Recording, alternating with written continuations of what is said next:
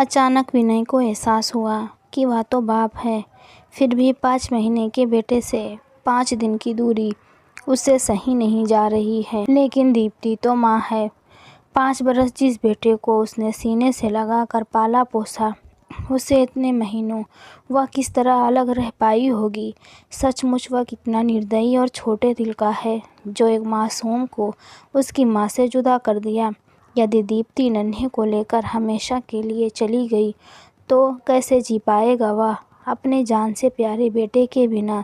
और फिर दीप्ति कैसे जी रही होगी अब तक अंकुर के बिना। कितना दर्द सहा होगा उसने। विनय की आंखें भर आई। अस्सलाम वालेकुम everyone, welcome back my YouTube channel. तो आज की शुरुआत करते हैं एक नई कहानी के साथ। आज दिन भर दुकान पर दीप्ति का मन उचाट सा रहा। दिमाग में उथल पुथल मची रही। सुबह घर से निकलते समय ही माँ जी यानी दीप्ति की सास ने धीमे स्वर में कह दिया था कि बेटी शाम को जल्दी घर आ जाना। और उनकी जल्दी घर आ जाने का अर्थ वो भली बात समझती थी, इसलिए अनमनी सी रही। वो दिन भर बगल वाली बेला ने भी उसे 2-3 बार टोका, क्या बात है दीप्ति, आज इतनी उदास क्यों लग रही हो। दीप्ति मुस्कुरा दी। 5 बजे बेला और सामने वाली प्रज्ञा को दुकान का ख्याल रखने का कहकर घर चली गई। जाते ही अंकुर उसके पैरों से लिपट गया। माँ जी ने उसे चाय दी और तैयार होने को कहा। चाय पीकर दीप्ति के ने हाथ मुँह धोया और कपड़े बदल तैयार हो गई। माँ जी ने ज़बरदस्ती उसके गले में चेन पहना दी और माथे पर बिंदी लगा दी। नियत समय पर विनय और उसके माता पिता दीप्ति को देखने आ गए। दीप्ति को तो वो लोग फ़ोटो देखकर ही पसंद कर चुके थे। आज तो एक तरह से बात पक्की कर विवाह का मुहूर्त निकालने आए थे। विनय की माताजी ने शगुन देकर दीप्ति को एक तरह से अपनी बहू बना लिया। दीप्ति की आंखें भर आई। ठीक इसी तरह एक दिन माँ जी ने शगुन देकर दीपक के लिए उसे स्वीकारा था। तब मन में कितनी उमंगें थी। नए जीवन में प्रवेश की खुशी थी, नए परिवार के साथ बंधने की प्रसन्नता थी। और आज वही सब दोहराया जा रहा था, लेकिन मन में कोई खुशी व उत्साह नहीं है, उल्टे दुखी और बुझा बुझा सा मन है।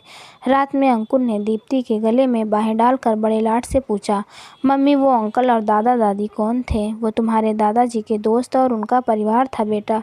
दीप्ति ने उसके सिर पर प्यार से हाथ फेर कर कहा। अंकुर उससे चिपक कर जल्दी ही सो गया, पर दीप्ति को देर रात तक नींद नहीं आई।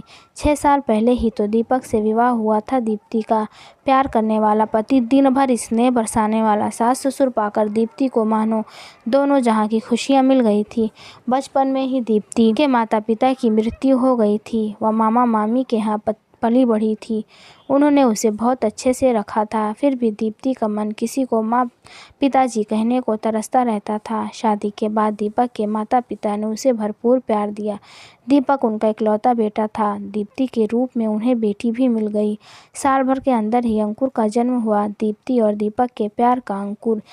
दीपक बेटी चाहता था, फिर भी वह बेटे के जन्म पर खुश हुआ।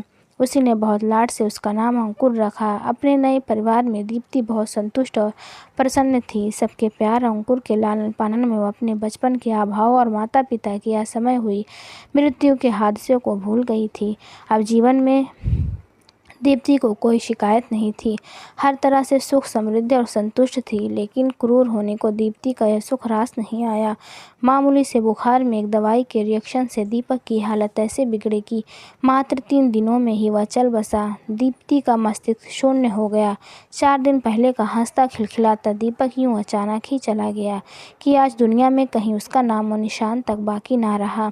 दीप्ति की दुनिया उजड़ गई। नन्हे अंकुर का रोना भी उसको सुनाई नहीं देता था। मात्र 2.5 साल का ही था वह और उसके सिर से पिता का साया उठ गया। दीपक ने माता पिता ने अपने दिल पर पत्थर रखकर इस हादसे को बर्दाश्त किया और अंकुर व दीप्ति को संभालने में अपना गम भुलाने लगे। महीनों बाद दीप्ति थोड़ी संभली और अंकुर की देखभाल में अपना समय काटने लगी। उनके घर के पास ही एक छोटा बाजार था, जहां ऊपर वाली मंजिल पर महिला मार्केट था। वह बहुत सारी गृहिणियां अपने व्यवसाय चलाती थी। कोई पार्लर, बुटीक तो कोई सिलाई, पेंटिंग क्लास। घरेलू काम से निवृत्त होकर औरतें अपनी अपनी दुकानों पर आ जाती थी। सभी सहेलियां बैठी रहती, आपस में दुख सुख भी बांट लेती और कुछ रचनात्मक काम भी हो जाता। दीप्ति के ससुर जी ने भी उसे वहां एक दुकान दिलवा दी। दीप्ति नियम से अंकुर को स्कूल भेजकर दुकान पर आ जाती। दिन भर ग्राहकों में और आसपास की औरतों से बात करने में बीत जाता। बेला और प्रज्ञा से तो उसकी अच्छी घनिष्ठता हो गई थी।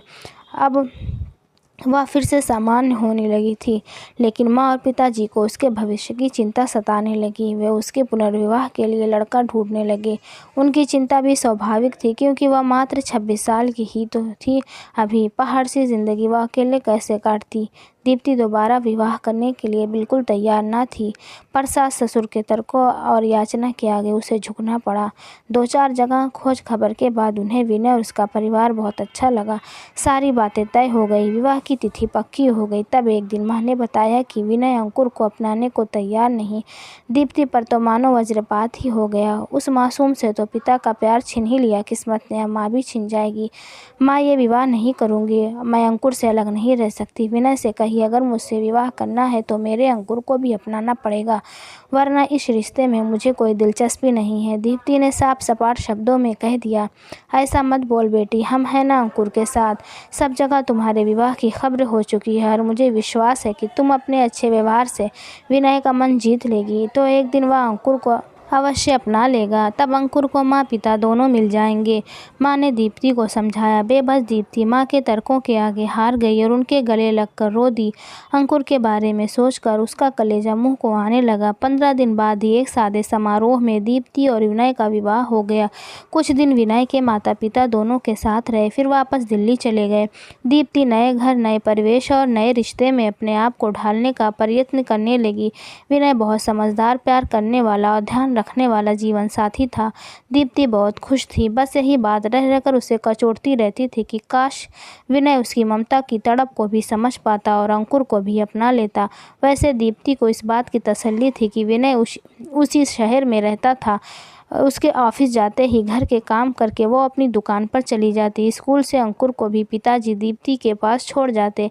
दोपहर भर दीप्ति अंकुर के साथ समय बिता लेती, उसे लाड प्यार कर लेती, लेकिन शाम को जब वह वापस घर आने लगती तब अंकुर रुआंसा होकर उसका पल्लू पकड़ लेता। तब दीप्ति का कलेजा तार तार हो जाता। बड़ी मुश्किल से वह भरी आंखों से फिर मिलने का वादा कर उससे विदा लेती। रात भर अंकुर का रोता चेहरा उसके सामने घूमता रहता और वो सो नहीं पाती। कुछ महीने इसी तरह बीत गए। एक दिन दीप्ति को पता चला कि वह माँ बनने वाली है। विनय की खुशी का ठिकाना ना रहा। वह दीप्ति का हर तरह से ख्याल रखता। कुछ महीने और बीतने पर दीप्ति का दुकान पर जाना बंद हो गया और अंकुर से मिलने का जरिया भी। कभी कभी माँ पिताजी अंकुर को दीप्ति के घर ले आते, पर रोज़ रोज़ तो यह संभव न था। उसका हृदय विकल रहता। नियत समय पर दीप्ति ने एक बेटे को जन्म दिया। इस समय विनय के माता पिता उसके पास आ गए। तब नन्हा 3 महीने का हो गया तो वे लोग वापस चले गए। अब दीप्ति दिन भर नन्हे के देखभाल में लगी रहती। नन्हे की देखभाल के दौरान उसे हर पल अंकुर का लालन पालन याद आता और वह तड़प उठती। वह दोपहर में अक्सर नन्हे को सीने से लगाकर अंकुर की याद में रोती रहती। उसके मन में अंकुर के बचपन की स्मृतियाँ सजी हो जाती। वह उसकी मासूमियत भरी बातें सुनने को तरस जाती। जीवन साथी मिलने और दोबारा माँ बनने के बावजूद वो अधूरी थी। विनय ऑफिस से आकर घंटों नन्हे के साथ खेलता रहता। रात में भी उठकर उसे संभालता, उसे घुमाने ले जाता। नन्हा 5 महीने का हो गया था। उसकी किलकारी से घर गूंजता रहता। नन्हे को वैक्सीन लगवाने के बाद दीप्ति घर लाई तो उसे बुखार आ गया। वह सारा दिन रोता रहता और चिड़चिड़ा रहता। दीप्ति उसे संभालते संभालते बहुत थक गई थी। विनय, अगर आप इजाज़त दें तो मैं कुछ दिनों के लिए माँ के यहाँ से हो आऊँ, वहाँ नन्हे की देखभाल भी ठीक से हो जाएगी। उसने विनय से पूछा। हाँ दीप्ति, हो आओ, तुम्हें भी थोड़ा आराम मिल जाएगा। बहुत थक गई हो तुम। मेरी चिंता मत करना, ऑफिस का कैंटीन बहुत अच्छा है, मैं वहीं खाना खा लिया करूँगा। विनय ने सहर्ष अनुमति दे दी। दीप्ति खुशी खुशी नन्हे को लेकर माँ के घर आ गई।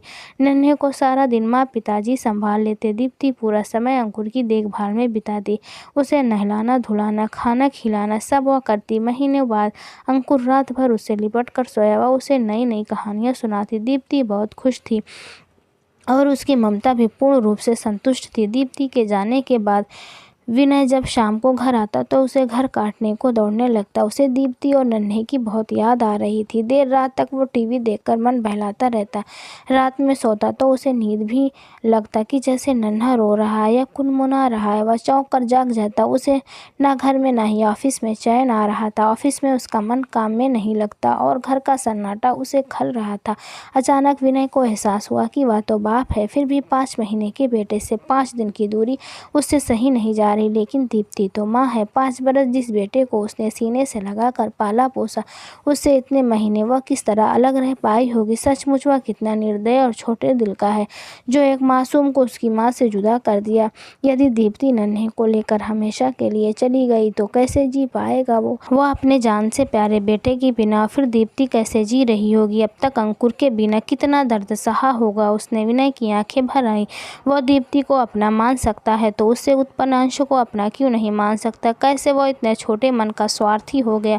उसे पश्चाताप होने लगा। अगले ही दिन विनय दीप्ति के घर जा पहुंचा। नन्हे को गोद में लिए दीप्ति अंकुर को मान मुनहार करके खाना खिला रही थी। उसके चेहरे पर ममता की एक अलग ही चमक झिलमिला रही थी। विनय ने उसे इतना प्रसन्न कभी नहीं देखा था। वह मुग्ध होकर दीप्ति को देखता ही रह गया। आज तक उसने एक माँ से यह गौरवमयी आंतरिक प्रसन्नता छीन रखी थी। वो ग्लानि से भर उठा। विनय पर नजर पड़ते ही दीप्ति का चेहरा बुझ सा गया और अंकुर ने भी सहम कर उसका आंचल पकड़ लिया। विनय ने मुस्कुराकर अंकुर के सिर पर हाथ फेरा तो वह दीप्ति से सटकर खड़ा हो गया। तुम्हारे बिना घर बहुत सूना सूना लग रहा है। अब तो नन्हे की तबीयत भी ठीक है, चलो घर चलें। विनय ने दीप्ति से कहा। आप माँ को ले जा रहे हैं। अंकुर की आंखों में आंसू आए। केवल माँ को ही नहीं बेटा, आपको भी घर ले जाने आया हूँ। अब से आप भी माँ के साथ ही रहेंगे। विनय ने प्यार से कहा। सच अंकल।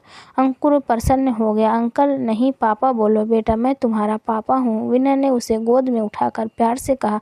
दीप्ति आश्चर्य से विनय की ओर देख रही थी। मुझे माफ़ कर दो दीप्ति, मैं बहुत स्वार्थी था। आज तक मैंने माँ बच्चे को एक दूसरे से अलग रखा। मैं तुम्हारा अपराधी हूँ। नन्हे से अलग होकर मुझे अपने बच्चे से दूर रहने के दर्द का एहसास हुआ। मैं अपने दोनों बेटों को घर ले जाना चाहता हूँ। नन्हे के बिना मैं 4 रात तक नहीं रह सका। तुम अंकुर के बिना साल भर तक कैसे रह पाई होगी। बस अब तुम्हें और तकलीफ नहीं दूंगा। विनय के स्वर में क्षमा याचना थी। दीप्ति इस अप्रत्याशित खुशी को पाकर रो पड़ी। मैंने कहा था ना बेटी, एक दिन सब ठीक हो जाएगा। माँ और पिताजी कमरे में आते हुए बोले। अंकुर विनय के गले से लिपट गया। नन्हे को सीने से लगाए। दीप्ति यह दृश्य देखकर भाव विभोर हो गई। आज उसे लग रहा था कि उसका परिवार पूरा हो गया। अगर आपको ये कहानी पसंद आए तो प्लीज़ वीडियो को लाइक करें, चैनल को सब्सक्राइब करें। Thank you for watching my video.